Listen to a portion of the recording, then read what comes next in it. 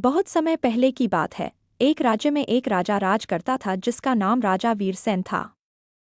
राजा वीरसेन बहुत ही न्यायप्रिय और प्रजापालक था और उसकी प्रजा भी उससे बहुत प्रेम करती थी।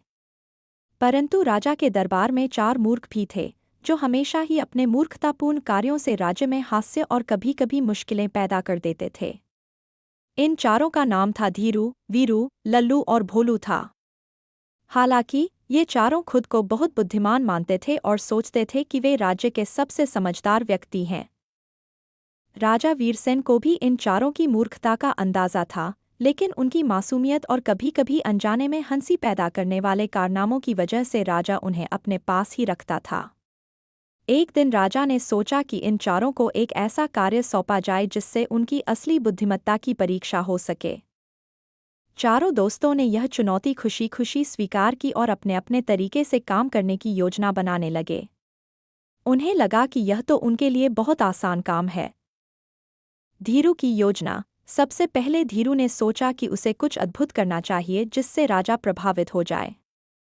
धीरू ने देखा कि एक बड़े पेड़ के नीचे बहुत सारी चींटियां चल रही थीं। उसे लगा कि अगर वह इन चींटियों से बात कर ले तो यह अद्भुत कार्य होगा। उसने एक कागज और कलम लिया और पेड़ के नीचे जाकर चींटियों से बात करने की कोशिश करने लगा। वह चींटियों के पास जाकर बोला, ओ चींटियों, तुमसे कुछ पूछना है, जवाब दो। लेकिन चींटियों ने उसे अनसुना कर दिया और अपने काम में लगी रहीं। धीरू ने सोचा कि चींटियां उसकी बात समझ नहीं पा रही हैं, तो उसने कागज पर लिखना शुरू कर दिया, मैं धीरू हूँ, तुमसे बात करना चाहता हूँ। उसने वह कागज चींटियों के रास्ते में रख दिया। जब भी चींटियां कागज के ऊपर से गुजरीं, उसने सोचा कि अब वे उसकी बात मान लेंगी। दिन भर कोशिश करने के बाद भी कोई चींटी उससे बात नहीं कर पाई। अंत में धीरू ने हार मान ली और सोचा कि चींटियां उससे बात नहीं कर सकती, इसलिए यह योजना विफल हो गई। वीरू की योजना। वीरू ने सोचा कि उसे कुछ बड़ा और अनोखा करना चाहिए। उसने सोचा कि अगर वह सूरज को धरती पर बुला सके तो राजा अवश्य ही उसकी बुद्धिमत्ता से प्रभावित हो जाएगा। वीरू एक ऊंचे पहाड़ पर चढ़ गया और सूरज की ओर देखकर चिल्लाने लगा, हे सूरज, मेरी बात सुनो। तुम धरती पर आ जाओ। वह लगातार सूरज को पुकारता रहा, लेकिन जैसा कि सभी जानते हैं, सूरज उसकी आवाज नहीं सुन सका। वीरू दिन भर सूरज को बुलाने की कोशिश करता रहा, लेकिन सूरज अपनी जगह से टस से मस नहीं हुआ।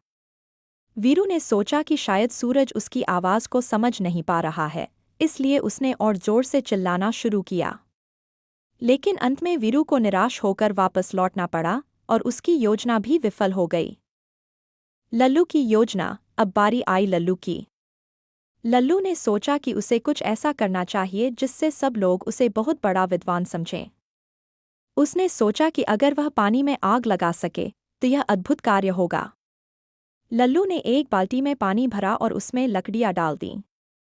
फिर उसने उन लकड़ियों को जलाने की कोशिश की, लेकिन जैसे ही वह आग जलाता, पानी आग को बुझा देता।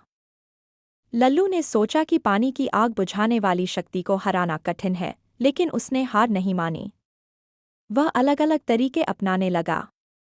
उसने तेल डालकर आग जलाने की कोशिश की, लेकिन वह भी असफल रहा। आखिरकार, दिन भर की मेहनत के बाद लल्लू को समझ में आ गया कि पानी में आग नहीं लग सकती। उसकी योजना भी बेकार हो गई। भोलू की योजना। भोलू सबसे ज्यादा सरल और सीधा था। उसने सोचा कि उसे कोई भी असंभव काम करने की कोशिश नहीं करनी चाहिए, बल्कि कुछ सरल और उपयोगी करना चाहिए। भोलू ने सोचा कि क्यों न वह किसी जरूरतमंद की मदद करे। गांव के पास एक बूढ़ा किसान था जिसकी फसल सूख गई थी और वह बहुत परेशान था। भोलू ने सोचा कि वह उसकी मदद करेगा। भोलू ने बिना किसी को बताए उस किसान की जमीन पर जाकर मेहनत से काम किया। उसने खेत में पानी डाला, फसल बोई और दिनरात मेहनत की। एक सप्ताह के अंदर किसान के खेत में फसल लहलहाने लगी। किसान बहुत खुश हुआ और भोलू का आभार व्यक्त किया। एक सप्ताह के बाद राजा वीरसेन ने चारों दोस्तों को दरबार में बुलाया। राजा ने पूछा, तुम लोगों ने क्या किया? धीरू ने अपनी असफलता की कहानी सुनाई और बताया कि वह चींटियों से बात नहीं कर पाया। वीरू ने भी अपनी कहानी सुनाई और कहा कि सूरज उसकी बात नहीं सुन सका। लल्लू ने भी अपनी विफलता की बात स्वीकार की और बताया कि पानी में आग नहीं लगा सका। राजा वीरसेन ने भोलू की बात सुनी और मुस्कुराते हुए कहा, तुमने सबसे बड़ा काम किया है, भोलू। असली बुद्धिमत्ता उसी में है जो दूसरों की मदद करे और समाज के लिए उपयोगी हो। तुम्हारे जैसे लोग ही असली बुद्धिमान होते हैं। मैं तुम्हें सबसे बड़ा सम्मान प्रदान करता हूँ। धीरू, वीरू और लल्लू को अपनी मूर्खता का एहसास हुआ और उन्होंने भोलू से माफ़ी मांगी। उन्होंने भी तय किया कि आगे से वे मूर्खतापूर्ण काम नहीं करेंगे, बल्कि समाज के लिए कुछ अच्छा करने का प्रयास करेंगे। चंदूलाल को तैरना नहीं आता था। उन्होंने कसम ली थी कि जब तक वो ठीक से तैरना नहीं सीख जाएंगे, पानी में कदम नहीं रखेंगे। सावन का दिन था, गंगा नदी खूब उफान पर थी। चंदूलाल के मित्र मटकानाथ ब्रह्मचारी ने कहा, चलो चंदूलाल तुमको तैरना सिखा दे। चंदूलाल ने कहा, मैंने कसम खाई है, जब तक तैरना नहीं आए मैं पानी में पैर भी नहीं रखूंगा। अरे, ऐसा भी क्या हो सकता है, बिना पानी में उतरे तुम तैरना नहीं सीख सकते, मटकानाथ ब्रह्मचारी ने कहा, अब जिद्द छोड़ो और चलो गंगा जी में।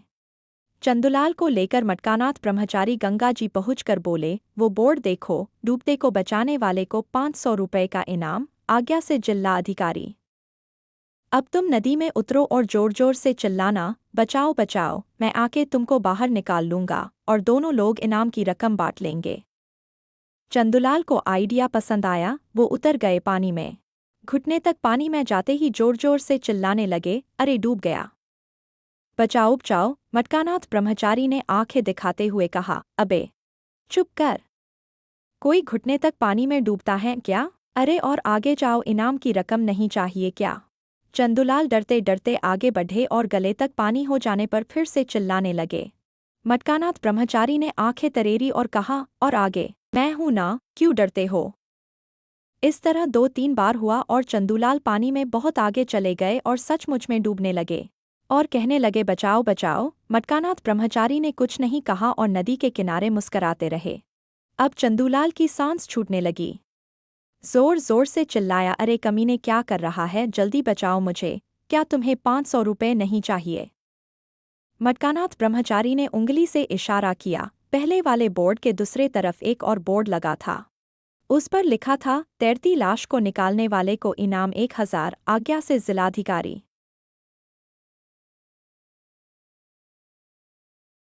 मरवा दिया पठान ने। पठान अपनी बैलगाड़ी में अनाज के बोरे लादकर शहर ले जा रहा था।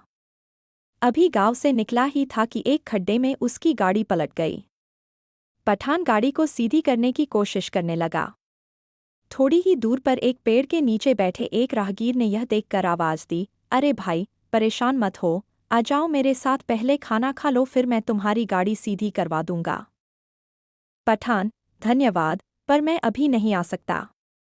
मेरा दोस्त बशीर नाराज हो जाएगा। राहगीर, अरे तुझसे अकेले नहीं उठेगी गाड़ी। तू आजा, खाना खा ले फिर हम दोनों उठाएंगे।